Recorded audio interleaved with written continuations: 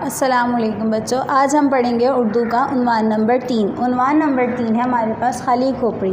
खाली खोपड़ी में एक कहानी के बारे में बताया गया है। उस कहानी के 3 किरदार हैं। पहला है शेर।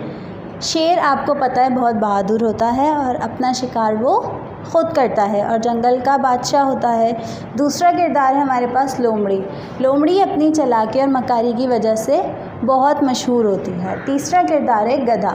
गधा अपनी बेवकूफ़ी की वजह से बहुत मशहूर होता है। अब हम इस कहानी में पढ़ेंगे कि लोमड़ी ने किस तरह शेर के साथ मिलकर इस गधे का शिकार। अब मैं आपको बताती हूँ कि इस कहानी में शेर का क्या किरदार है। शेर बहुत बूढ़ा हो चुका है और जंगल में गार में छुपकर बैठ गया है और अपनी मौत का इंतज़ार कर रहा है। लोमड़ी का इसमें क्या किरदार है कि लोमड़ी इतनी चालाक है कि वो गधे का शिकार करना चाहती है। तो वो इस गधे का शिकार करने के लिए किस तरह शेर का इस्तेमाल करती है और किस तरह उसको अपनी खुराक बनाती है, तो अब हम इस कहानी में ये पढ़ेंगे। अब हम इस कहानी की बुलंदख्वानी करते हैं और इसको मज़ीद तफसील से पढ़ते हैं। बुक का सफ़ा नंबर 9, उस पे है ये उन्वान नंबर 3 खाली खोपड़ी।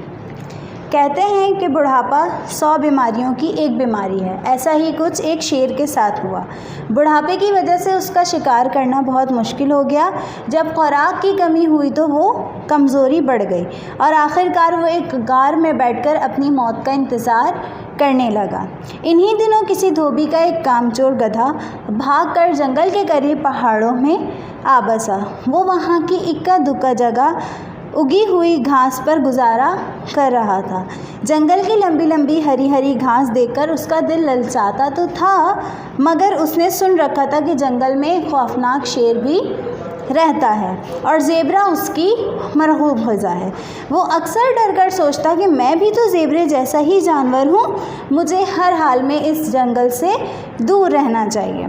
उसी जंगल में एक चालाक लोमड़ी भी रहती थी जिसकी नज़रें उस गधे पर लगी रहती थी। वो अक्सर गधे पर हमला करने का इरादा करती, मगर वो गधे की 2 लत्तियों से इतना डर चुकी थी और सोचती थी कि अगर उस गधे की 2 लत्तियों ने मेरा जबड़ा तोड़ दिया तो नहीं, मुझे उस गधे को खाने की कोई और तरकीब सोचनी चाहिए। एक दिन लोमड़ी यही बातें सोचती हुई अपनी धुन में मगन चली जा रही थी कि अचानक उसकी नज़र गार में बैठे हुए बूढ़े शेर पर पड़ी। उसको अचानक एक तरकीब सूझी। वो भागी भागी शेर के पास गई और बड़े तबाक से पूछा, क्या हाल है बादशाह सलामत?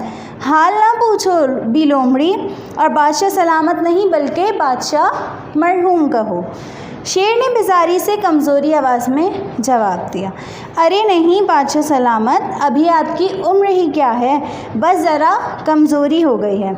अभी कुछ खाने को मिलेगा तो सरकार भागते दौड़ते नज़र आएंगे। लोमड़ी ने खुशामद भरी आवाज़ में कहा।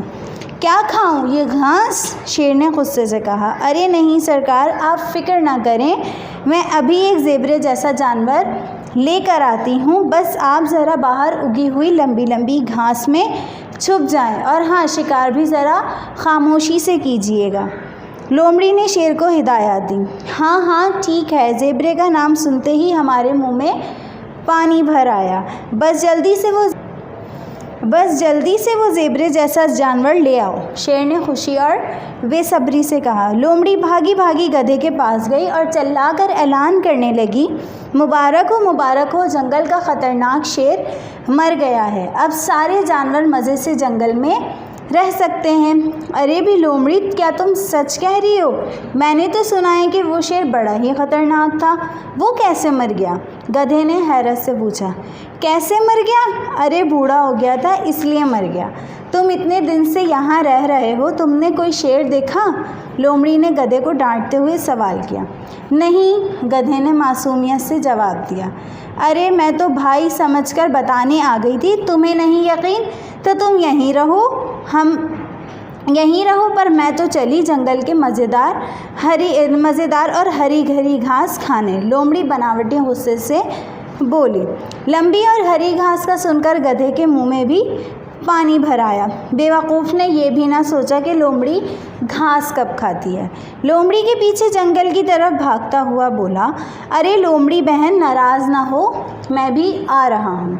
उन दोनों को गार के करीब आता देखकर शेर से सब्र ना हुआ। वो ज़ोर से दहाड़ा और चाहा कि दूर ही से गधे पर छलांग लगा दे, मगर ये क्या, गधा शेर की आवाज़ सुनते ही ऐसा दौड़ा कि चश्मे ज़दन गायब हो गया। सरकार ये क्या कर दिया, लोमड़ी अपने गुस्से को दबाते हुए बोली। वो तो भाग गया, शेर ने बेचारगी से कहा। मैं उसे दोबारा लेकर आती हूँ, लेकिन सरकार इस बार शिकार खामोशी से कीजिएगा। लोमड़ी जल्दी से ये कहकर गधे के पीछे भागी। गधे भाई, अरे गधे भाई, क्यों भागे जा रहे हो, लोमड़ी ने गधे के पीछे भागते हुए पूछा। शेर शेर शेर, गधे ने हाँफते हुए कहा। कौन सा शेर, क्या तुमने शेर को अपनी आंखों से देखा था, लोमड़ी ने झुंझलाते हुए पूछा। नहीं तो, मैंने तो सिर्फ आवाज़ ही सुनी थी, गधे ने सोचते हुए कहा। अरे भाई, असल में जब गार से तेज़ हवा टकराती है तो ऐसी ही आवाज़ पैदा होती है। तुम खुद सोचो, अगर शेर होता तो क्या तुम्हारे पीछे पीछे ना आता। गधे भाई, मैं तो तुमको बहुत अक्लमंद और बहादुर समझती थी, मगर तुम तो बहुत ही बेवकूफ़ और बुज़दिल निकले, लोमड़ी ने गुस्से से कहा। अरे नहीं बहन, मैं तो बड़ा ही अक्लमंद और बहादुर हूँ, बस ज़रा सी गलतफहमी हो गई थी। वाकई अगर शेर होता तो नज़र भी आता। ये कहता हुआ गधा फिर से लोमड़ी के साथ जंगल की तरफ चल दिया। इस बार वो जैसे ही गार के पास पहुँचा, शेर ने खामोशी से उस पर हमला कर दिया। गधे के मरते ही शेर ने तेज़ी से उसका गोश्त खाना शुरू कर दिया। लोमड़ी को फिक्र हुई कहीं भूखा शेर सारा गोश्त ना खा जाए और उसके हाथ कुछ भी ना आए। ये सोचते ही लोमड़ी ज़ोर से चिल्लाई, सरकार, इतने दिन बाद कुछ खा रहे हैं, दरमियान में पानी भी पी लें वरना तबीयत ख़राब हो जाएगी। ओह शुक्रिया भी लोमड़ी, मैं अभी नदी से पानी पी कर आता हूँ, शेर ने कहा और नदी की तरफ चल दिया। शेर के जाते ही लोमड़ी ने जल्दी जल्दी गधे का गोश्त खाया और उसका सर तोड़कर दिमाग भी खा गई और फिर से हड्डियों को जोड़कर रख दिया। शेर जब वापस आया तो उसका दिल भी दिमाग खाने को चाहा। उसने एक ज़ोरदार वार गधे के सर पर किया तो गधे की खोपड़ी, जो पहले ही टूटी हुई थी, किरची किरची हो गई। अरे ये क्या, इस ज़ेबरे जैसे जानवर का तो दिमाग ही नहीं है, इसकी खोपड़ी तो खाली है, शेर हैरानी से बोला। सरकार, इस जानवर की खोपड़ी खाली ना होती तो क्या वो ये दोबारा यहाँ आता, लोमड़ी ने चालाकी से मुस्कुराते हुए बोला। ये थी हमारी कहानी। इसमें आपने ख़ुद भी सुन लिया होगा कि किस तरह लोमड़ी ने गधे का शिकार करवाया और शेर के साथ मिलकर उस गधे को खाया। इस कहानी से हमें ये सबक मिलता है कि हमें सारे फ़ैसले अपने दिमाग से करने चाहिए, किसी की नहीं सुननी चाहिए। अगर उस वक्त गधा भी अपने दिमाग का इस्तेमाल कर लेता तो उसका ये हाल ना होता। ये थी हमारी कहानी। उम्मीद है आपको समझ में आई होगी। अल्लाह हाफ़िज़।